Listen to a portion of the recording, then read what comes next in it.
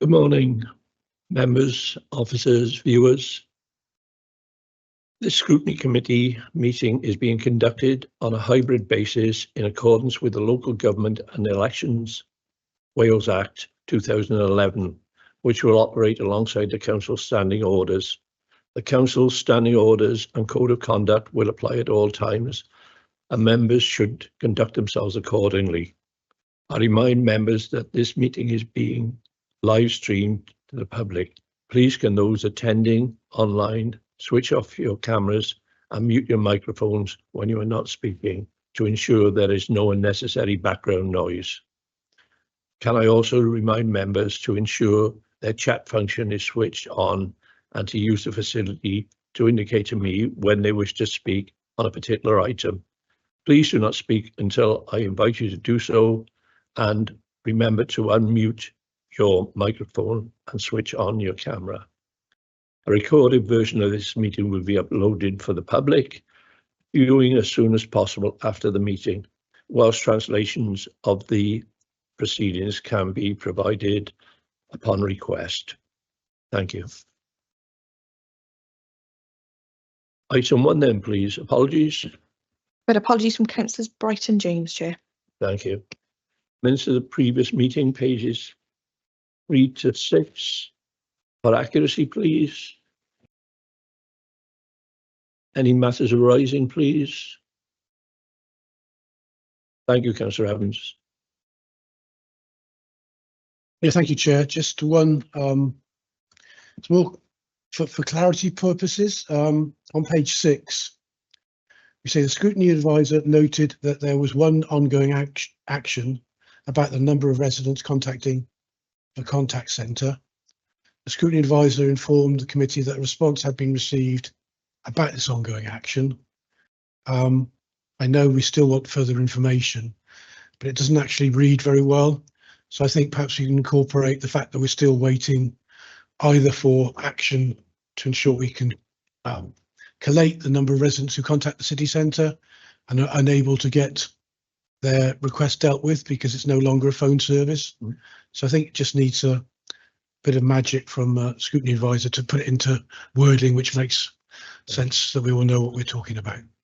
It was Ms McKim's reply that we're quoting in the minutes, so we'll ask her to become involved with that. But if you'll notice in the Scrutiny Advisor's report on, I think, page, was it 51? That's still an ongoing action until we get this closed out. Yeah. Okay. You want it? Ms McKim, yeah.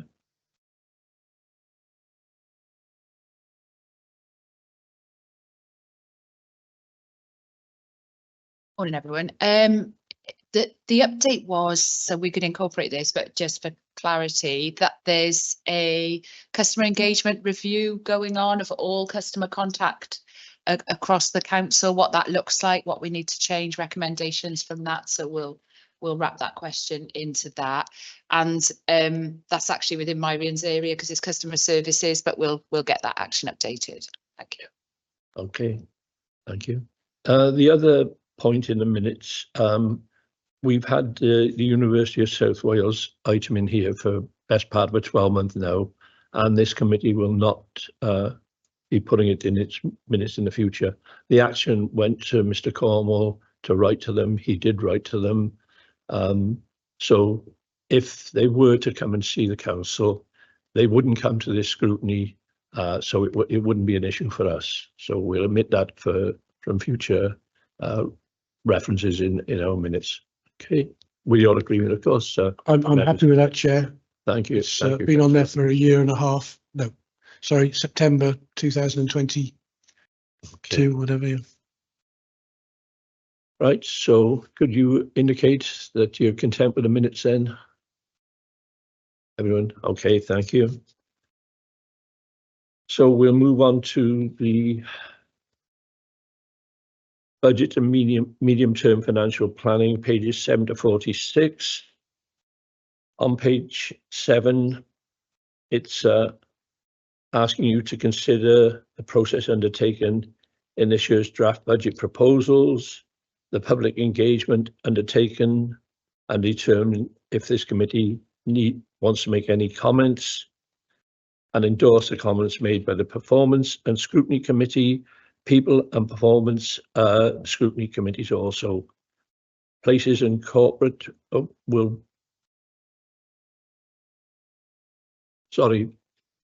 the Places and Corporate recommendations will be forwarded to the Cabinet.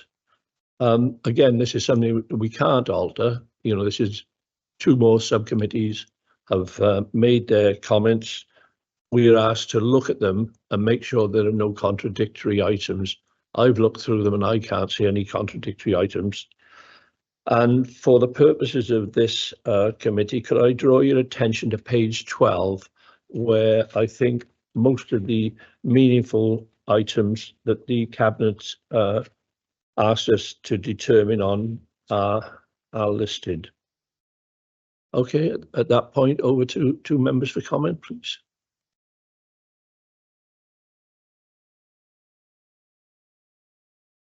Oh, right, thank you. Deputy Head of Finance then, Robert Green, please. I understand you're making a... Yeah, thank you, Chair. Morning all. So yeah, I'm going to just give a quick overview of the budget process that we've followed this year, and then Tracy will give an overview, I believe, of sort of consultation, public engagement aspect. So I suppose fundamentally to start with, the process that we're following this year is broadly similar to that we followed in previous years. You know, it's an established process. It's one that's very similar to what a number of other authorities do as well. But that process, in essence, starts with our current budget. We've got an incremental approach to budgeting, so we take that and then we identify new pressures and investments that need to be added to the budget. We then look at what funding increases we're likely to see. That's in effect used to reduce those pressures, and then we're left with a budget gap which needs addressing, normally via budget savings or an increase in council tax. So we start the year, as I said, with what we've currently got in front of us. And in terms of a budget gap, just under a year ago for this year coming, we had identified a budget gap of circa 15 million. And then what we do is throughout the summer, we look at that gap and the assumptions that underpin it, and we review them and we update our medium-term financial plan in line with that. So that'll include things like reviewing our inflationary assumptions, so around things like energy costs or pay for staff. We look at demand pressures, particularly in critical areas like social services and at the moment homelessness. And then we also look at our likely funding level. So that's taking a view on what we think we can expect from Welsh Government in particular in terms of the local government settlement. You know, that review did reduce some quite sizable movements. So energy costs are expected to reduce substantially. So that was an improvement to the position in the region of 8 million. But then other pressures were identified in relation to those critical demand areas, which then pushes the gap back up the other way. We also look at our in-year monitoring position to identify any new pressures that we weren't potentially aware of or that have emerged during the year. And if they are of a recurring nature, then we would look to incorporate those within the medium-term financial plan. So that activity goes on essentially over the summer, and by the end of the summer we will have identified a revised budget gap, and then obviously what happens is that's considered by senior officers and cabinet in terms of an approach to addressing that gap, and as I said before, that's normally in the form of savings proposals or an increase in the level of council tax.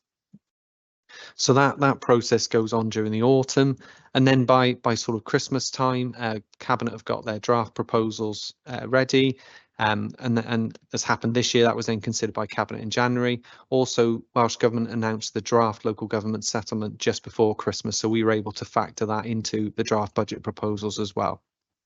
In terms of the settlement, just for context, that will provide an additional £13.5 million worth of cash for Newport, which is a 4.7% increase, which is the highest percentage increase in Wales, mainly due to the effect that population has on the way that the settlement is allocated. So in essence, our population increases ensure that we get a greater share of the pot. Doesn't mean it's enough, and it's not enough, and that's evidenced by the fact that there's still a budget gap of 3.8 million remaining, and that was after allowing for Cabinet's proposed council tax increase of 8.5%, which you'll be aware of.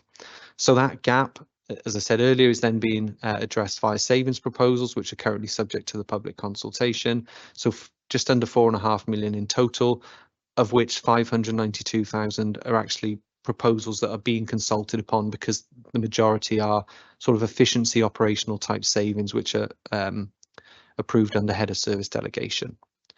So I think it's important to note that in your papers you will have seen that there's a balance in hand currently, but the budget is an ever moving feast, and our assumptions have always been reviewed, new pressures are always emerging, and evidence of that was in the Welsh Government settlement announcement itself, where they announced grant cuts that no local authorities were aware of and had planned for. So we will need to factor that into the final position that Cabinet will consider in a couple of weeks' time. And also, as you'll be aware, full council considered the introduction of council tax premiums last week, and that will also be something that will be factored into the final position. So just in terms of the process, rounding that off. So Cabinet meeting, they met in January. Obviously, they're in consultation period now. So that's public consultation, obviously scrutiny committees, but also groups such as Schools Forum and Employee Partnership Forum. But Tracy will talk a little bit more about some of that now. Cabinet then meet 2 weeks tomorrow, where they'll consider their final budget proposals, which will then go on to full council on the 29th of February, where full council will consider the overall budget and the final rate of council tax increase required to ensure a balanced budget. And then just the final point, we're not expecting final settlement from Welsh Government until after we've set the budget for next year. That's in line with what's happened in recent years. That hasn't been problematic because Welsh Government have sought to give us assurances that there will be little or no change between draft and final settlement. So as long as that's the case, then there's no problem with that being announced after the council set its budget for the year. So that's everything from me. I don't know if there's questions at that point or whether Tracy wants to talk about engagement first. Thank you, Mr. Green. Questions, please.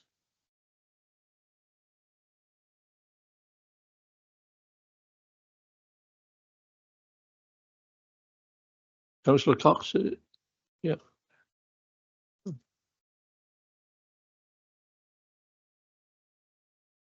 Yes. Can I just ask specifically about education? That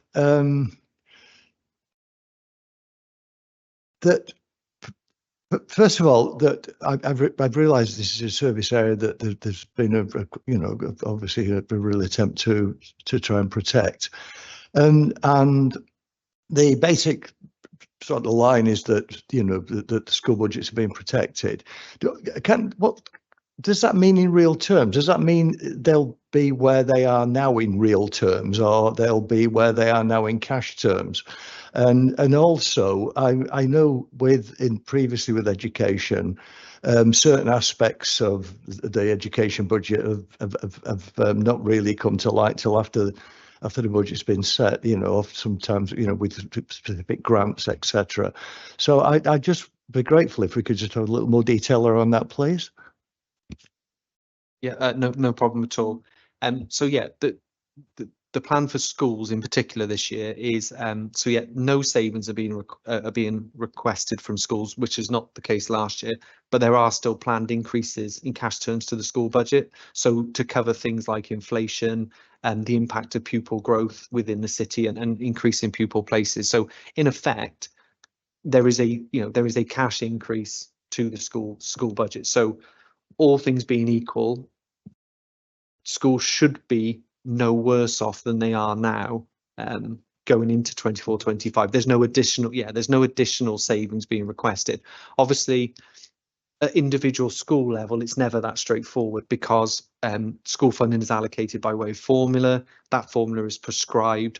It's largely driven by pupil numbers. So any school with a falling roll and falling pupil numbers, whilst there may be more money in the overall pot, that money is first of all required to cover off increasing costs, but also individual schools may lose out because of their falling pupil numbers. Doesn't mean they will see the cost reductions that go with that. So yeah, overall the school budget is being protected and those inflationary pressures are being funded. But that doesn't mean that individual schools won't still have challenges in setting their budget. And just to pick up on the second point, you're right, we don't get the individual school allocations in terms of grants and things until later in the process. They tend to be channeled regionally first, so they go via the regional consortium and then down to us, and then only then do we know the individual school level allocations.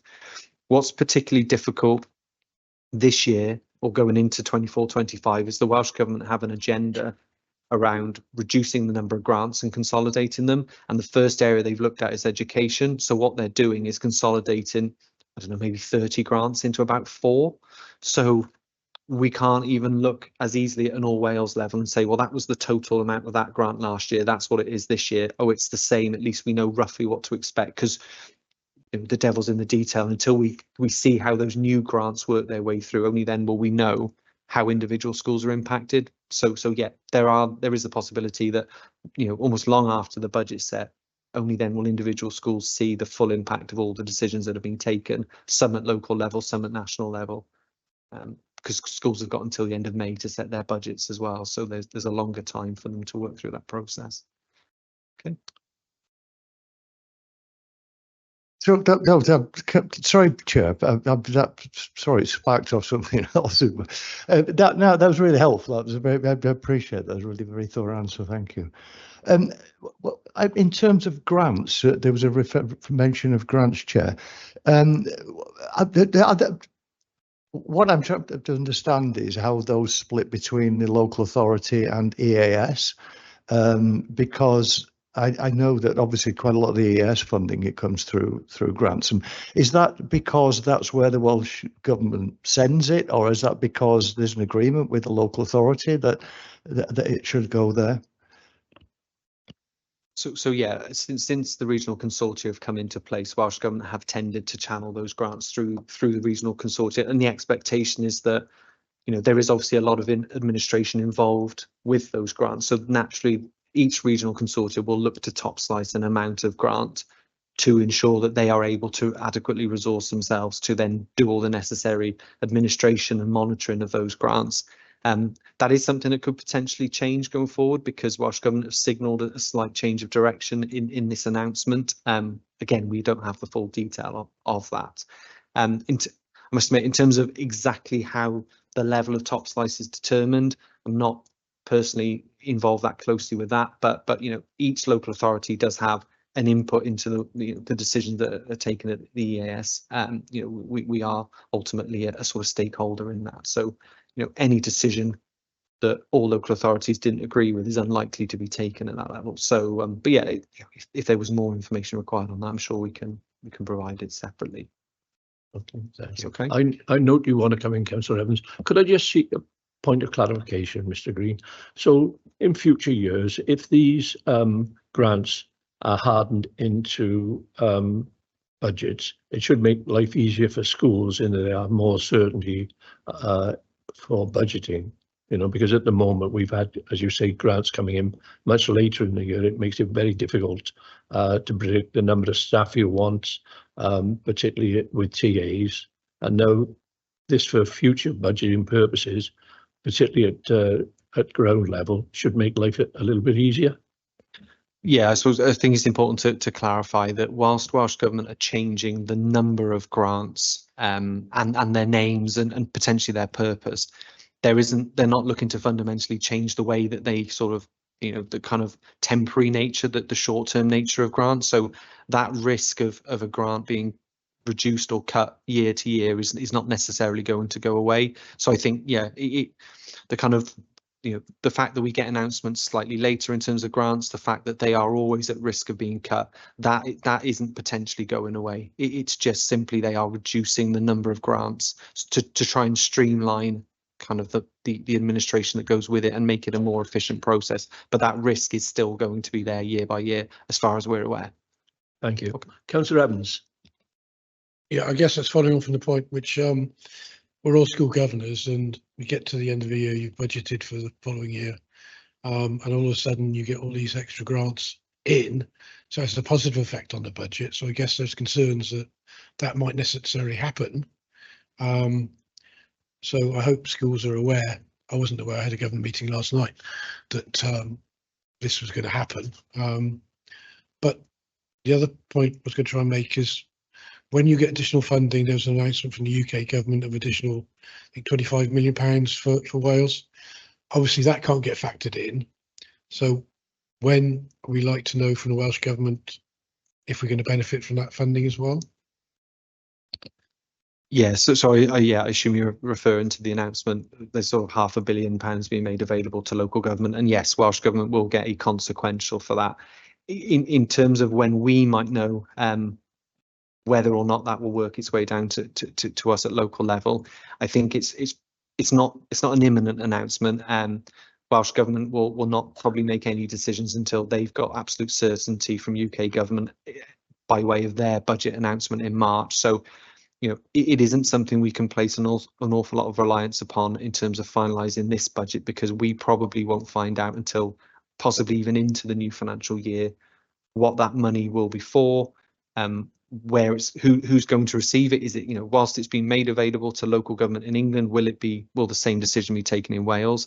The likelihood is it will probably come in as an in-year grant, which isn't ideal from a kind of budget planning point of view, but also is it a permanent increase, or is it a temporary, and you know that plays into it as well. But yeah, it might be 2 or 3 months away until we know more about that. Okay. Any other questions for the Assistant Head of Finance? No? Okay, thank you very much. Ms McKay. Thank you, Chair. Morning all. So just a reminder from the last meeting on some of this, and then an update.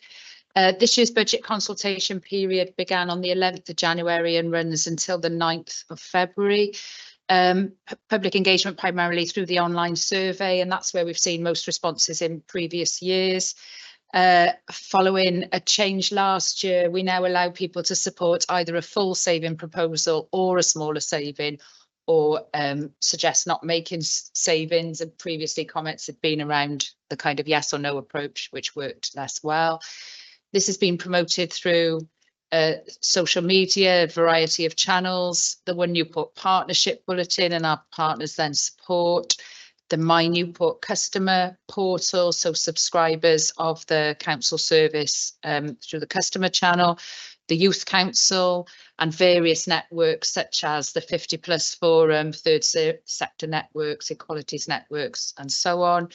We've asked schools to promote in communications with parents, and we've offered translations in 10 community languages to widen accessibility. Paper copies have been made available and shared at public events. And to give a kind of more current update, by the 24th of January, social media posts have been viewed 62,000 times, which is pleasing. And we're regularly promoting and encouraging engagement through that way. We, of course, also promote via staff news and managers, because some of the proposals impact on staff primarily. Pause there for questions, Chair. Thank you. Questions then, please.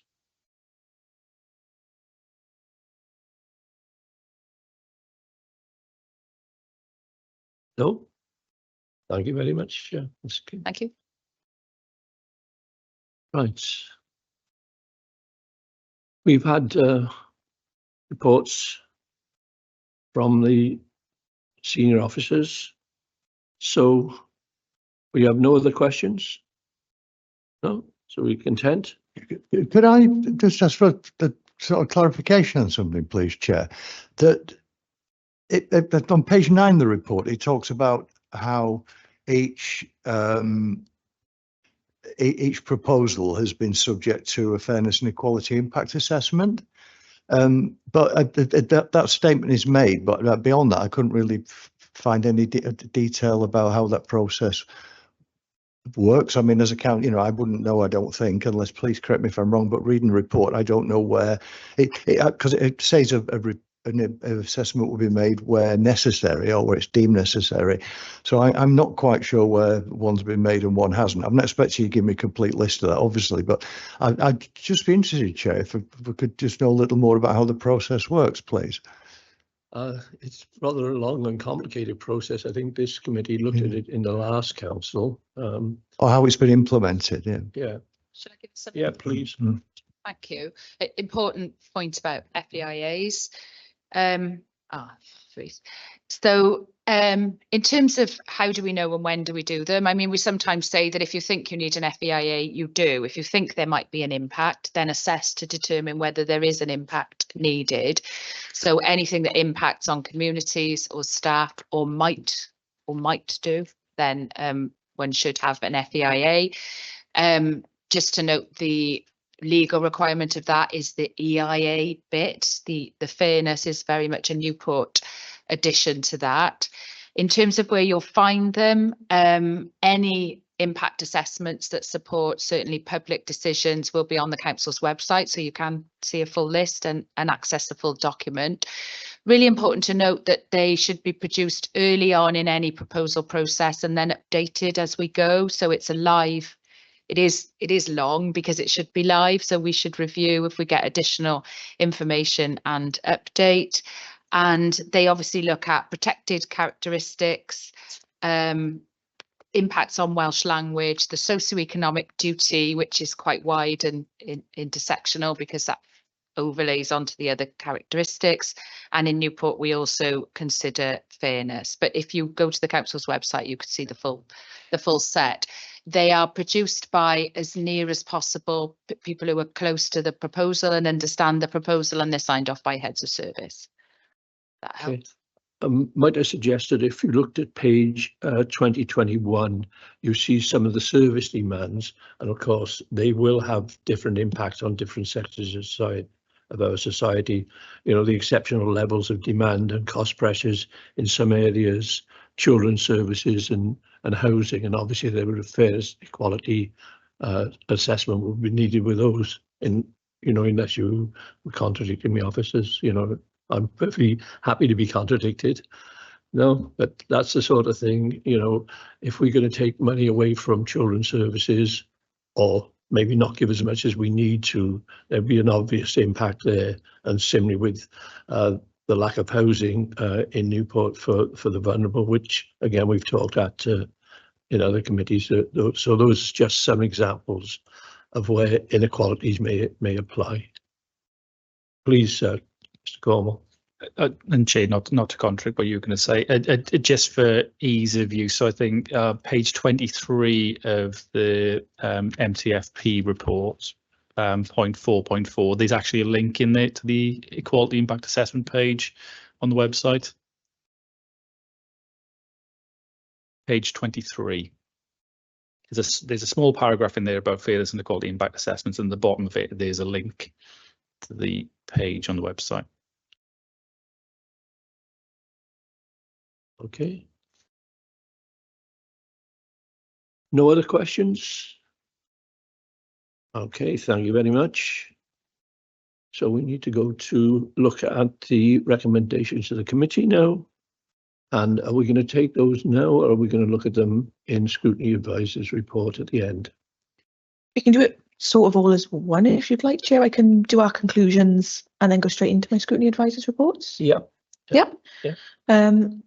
So the only recommendations I've got noted that committee are content with the budget setting process and the engagement process. We didn't look at the minutes from people in place. Are committee content to endorse the minutes from people in place? Sounds right. I find it quite bizarre that we're asked to endorse comments made by another committee. They all might be perfectly acceptable, but it's not my job to say yes, that's great or not. I haven't had the opportunity to scrutinise, and I don't know why this. I think it came up last year for some unknown reason. I'm more than happy to acknowledge the comments, but endorsing is a completely different. You know, it might be saying endorse the comments of the. We'll get rid of the leader of the opposition on the council. Well, yeah.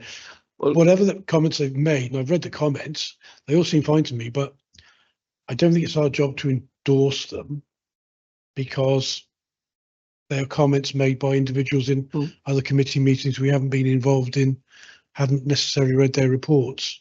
But, sorry, but what we have been asked to do, or tasked with doing, is making sure there are no contradictory items between the two committees, which I've looked through and I can't see any. No, but that still means we can acknowledge them, not endorse them. It's a different. That's fine, Chair. I can just say we acknowledge them. That's fine.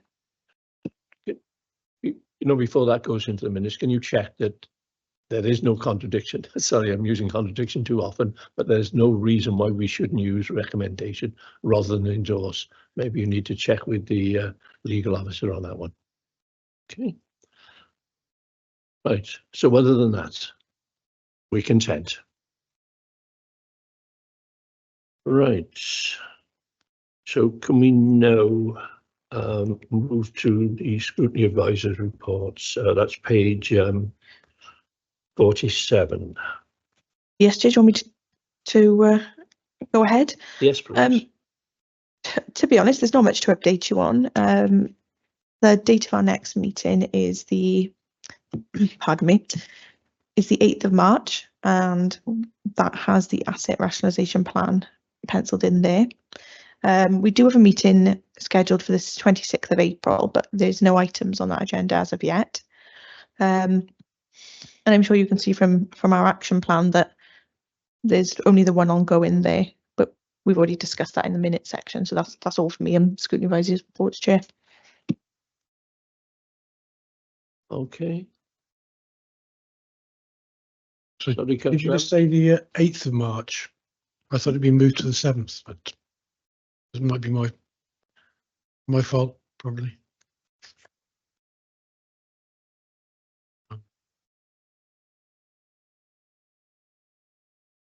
Are we going into camera yet? Yes, Chair. So at this point, because our final item is confidential, we'd ask any non-essential officers to leave, and we'd end the live event if you're content with the meeting as is, Chair. Adam? Yes?